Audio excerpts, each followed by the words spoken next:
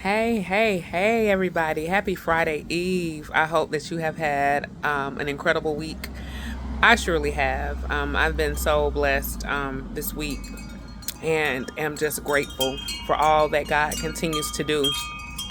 I haven't been on here a while and shared a quick encouraging and uplifting moment. I post random thoughts here and there, but when I got in today from work, I was in the kitchen and last night I attempted to make a new dish that I had not made before. It was a dessert, y'all. These sugar cravings, that's a whole nother video.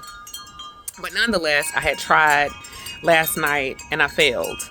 One, I was trying to use some pecans that I had purchased a couple of weeks ago. I didn't want them to go bad. I could have frozen them, but that was just an excuse to make something sweet. So I found this recipe, which was relatively easy, but it was an epic fail. And when I finished it, it looked, like it was edible and all the things, and I was excited about it until I went to try and get some of it out of the pan. Yeah, that wasn't it. And so my husband had jokes for it. You know him. You just know he had something funny to say and insulting at the same time. But that's just him, and it's always hilarious because he's gonna tell me the truth. So anyway, on my way home from work, I said I'm gonna stop. I only needed 2 ingredients to redo the recipe.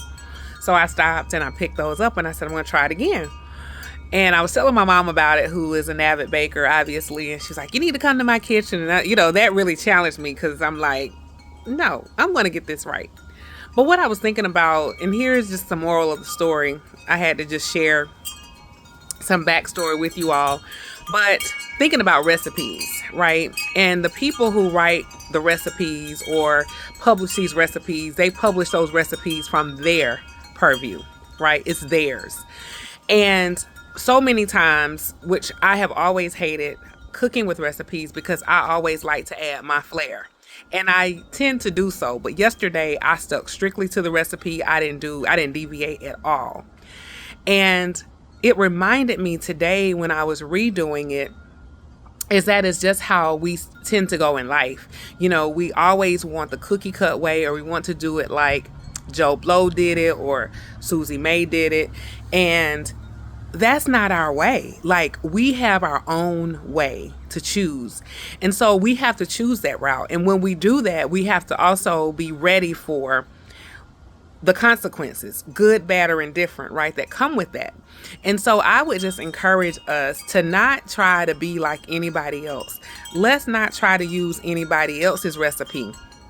But we can use that as a foundation, and then we can build upon that by adding our spice and our flavor to it.